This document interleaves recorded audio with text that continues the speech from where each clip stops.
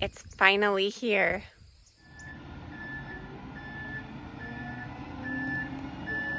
Concrete week.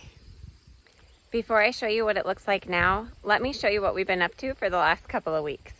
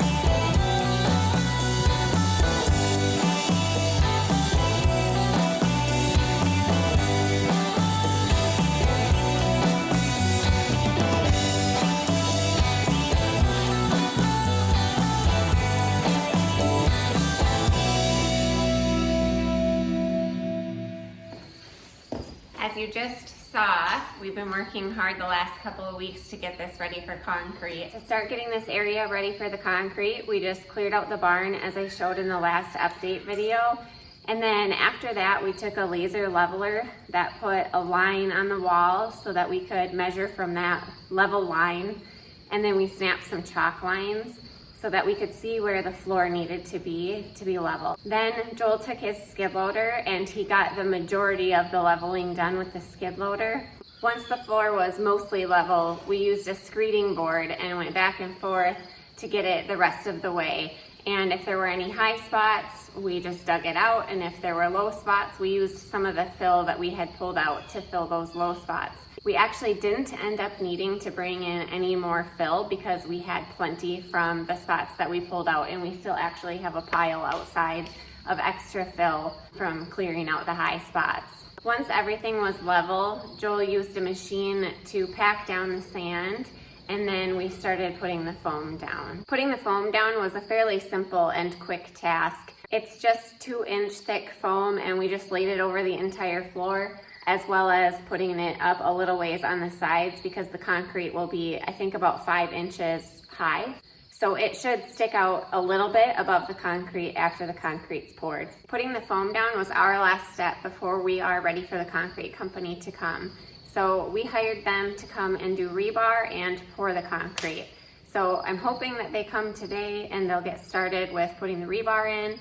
Today is Monday, and hopefully by the end of this week we'll have concrete. Once the concrete is done, we will have to wait a little while for it to cure, and then we will get spray foam insulation done, and then we'll be painting, and then finally we'll be able to build some shelves out here and organize the barn a little bit and get rid of the chaotic mess that's on the other side of the barn.